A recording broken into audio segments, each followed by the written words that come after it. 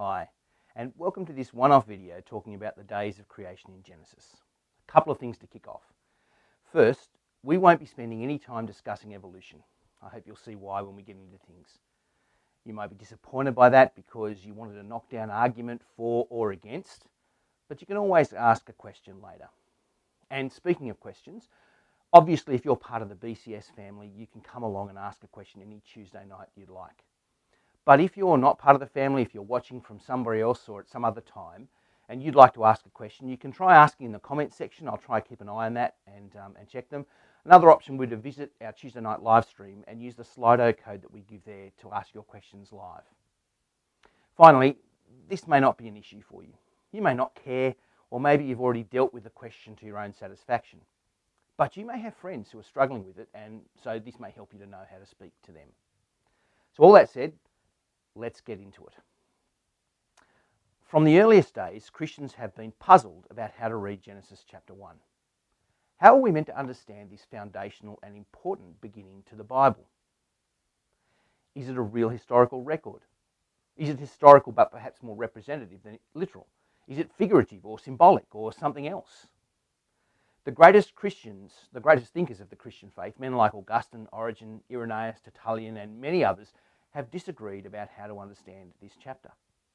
But it was no big deal for them. One could see Genesis as a symbolic account, another could see it as a literal history. It didn't create division in the church. They just wanted to get the heart of the passage and were happy to listen politely to one another. So what changed? How did a question that was important but not a big deal become such a big deal and almost kind of one of those questions that can't be asked in churches today? Well, what changed is that a book was published. On the 24th of November 1859, Charles Darwin's book on the origin of species was published in England. Now, before Darwin, plenty of other people had been researching in geology and human origins and the age of the Earth, but this book was the seminal moment.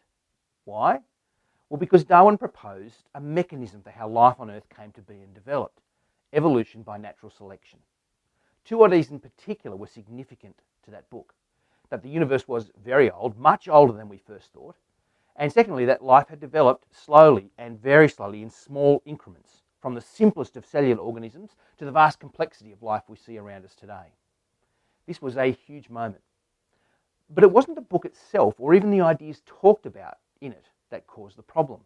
Like I said earlier, ever since the beginning of the Christian faith, Christian leaders and teachers had been open to ways of reading Genesis 1 that would allow for an older Earth and a variety of paths for God to create life. In fact, many of the great scientists who were working in geology and biology who contributed to Darwin's ideas were Christians, and even Christian ministers. No, the book wasn't the big problem.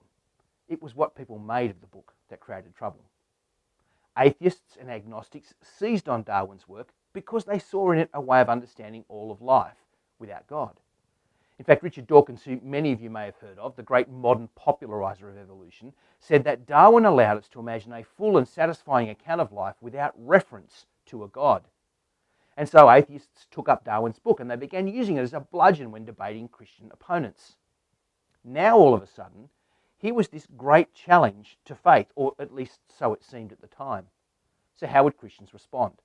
Well, in two very different ways as it turned out, and here's where the problems began. Some Christians argued, and I'm greatly simplifying things here, they argued that if there was going to be a choice between science and faith, we must choose faith. And therefore the science must be wrong. Evolution, old Earth, all of it is definitely wrong, shouldn't be believed by Christian people. The work of Bishop Ussher in the 1600s was given new life. Bishop Ussher trolled his way through all the genealogies and records of the Bible, those bits most of us kind of skim over. He paid close attention to. And from that, he proposed that creation began at nightfall on Saturday, the 22nd of October, 4004 BC, just over 6,000 years ago. If the world appears old, it's because God made it look that way for some reason only known to him. And the fact is that the days of creation are normal 24-hour periods, and creation was 1 week long 6,000 years ago. That was the first response. Other Christians argued differently. Their response was, well, so what? So what if evolution is true? Might be, might not be, but it doesn't really matter to us. It proves nothing about God. We always knew that Genesis 1 could be symbolic or figurative or representative. We're totally not fazed by it. And here's where we come to the problem. I wonder if you've seen it. All of a sudden, a minor disagreement among Christians about how to read Genesis 1 had suddenly become the battleground of Christian apologetics, a big issue for how we defend the faith. And so here we are, 163 years later, and Christians are still having this argument amongst ourselves.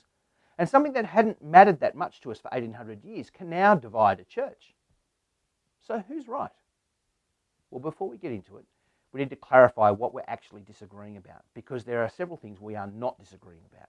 There are three things every Christian must believe no matter what side of the debate we fall on. First, we all believe in the God who created the world. You can't be a Christian and believe the world is the product of accident or impersonal physical forces. You can't be a Christian if you don't believe in the God who created.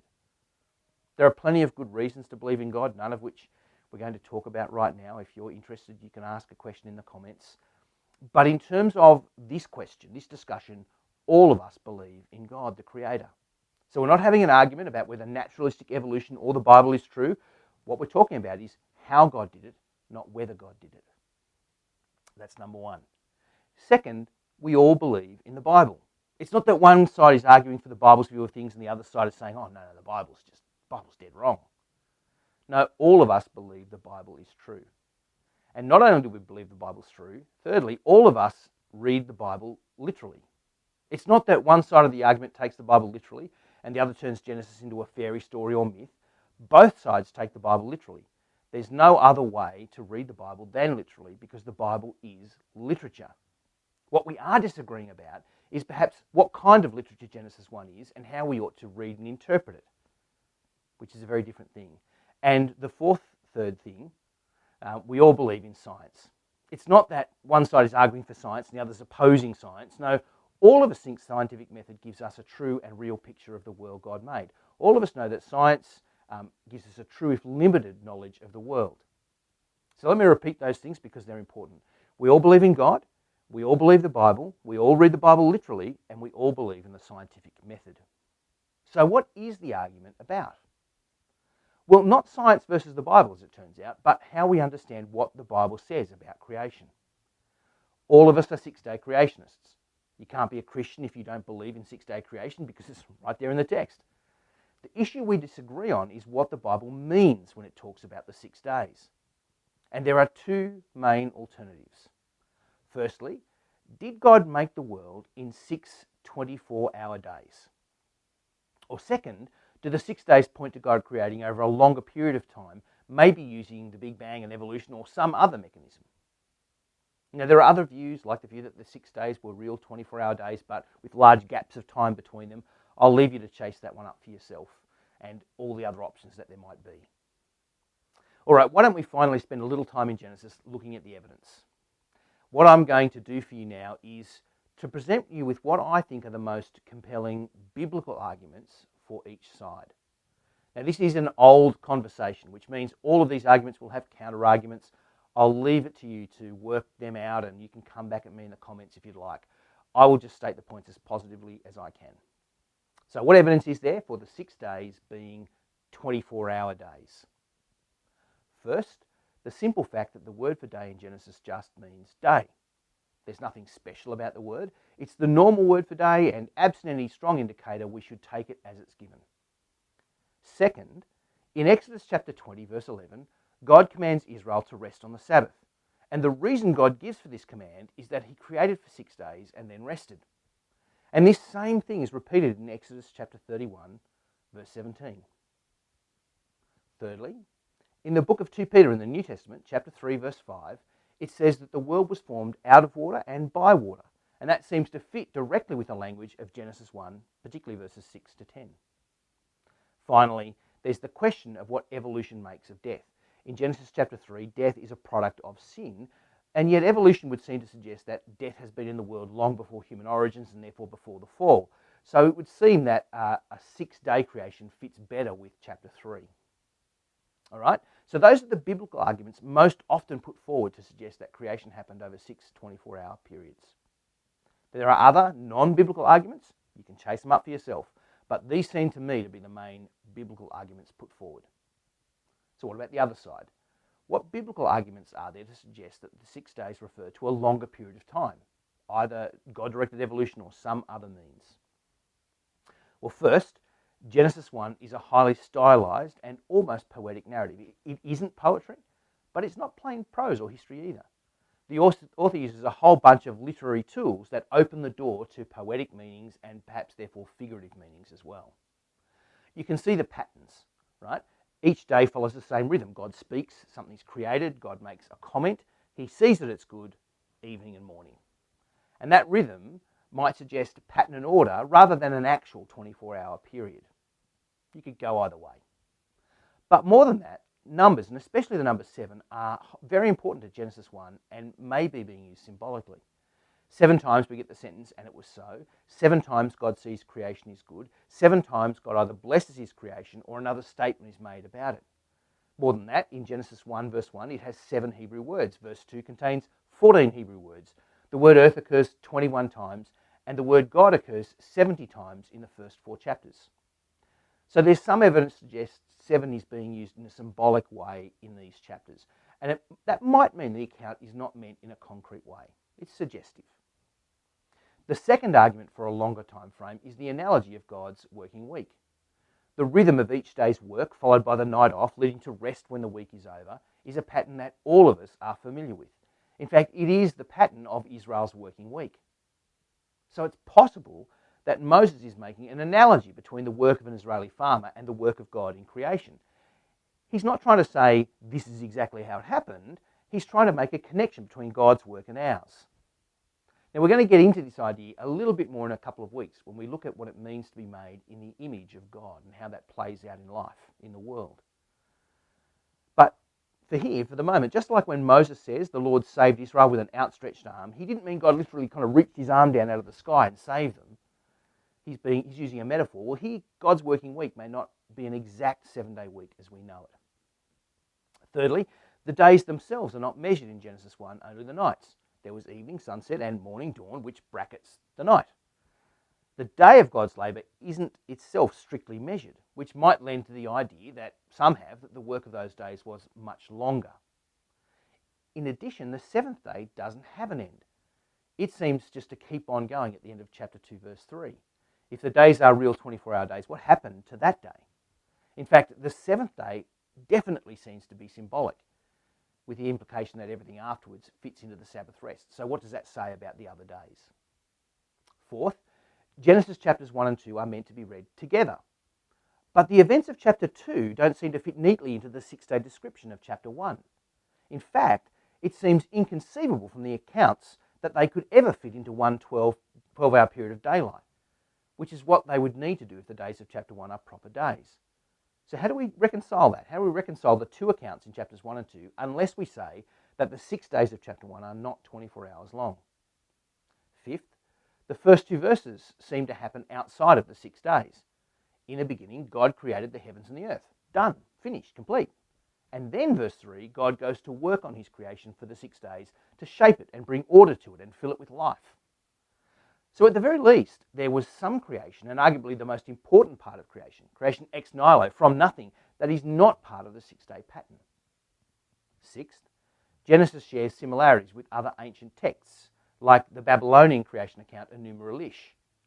And that suggests that Genesis 1 was meant to be read as a critique of those documents, of those ideas, not necessarily as a manual for the mechanics of creation. And finally, in John chapter 1, Jesus is called the Word who is God, the one through whom all things were created. But if Jesus is the literal Word, God himself, the one who made everything, well, that suggests, doesn't it, that Genesis chapter 1 is using figurative language about creating through speaking, and what's actually talking about is God creating the world through Jesus. And this in turn suggests that Genesis chapter 1 represents what actually happened in creation, but doesn't give us a concrete, actual blow-by-blow account. Rather, God is showing us what he did and why and for what purpose. So there, I think, are the strongest biblical arguments for each way of viewing things. And I should say what's totally obvious, that Christians are still disagreeing about it. But what I want you to see is that we can disagree without dividing or accusing one another of not being totally legit Christians. The fact is that there are sensible and credible arguments from godly and intelligent Christians going both ways. From the biblical arguments, I reckon either is a reasonable position to take. Both have a sound basis in the Bible, and both have problems with their way of being read. Now, I'm not saying that both are true. They aren't both true.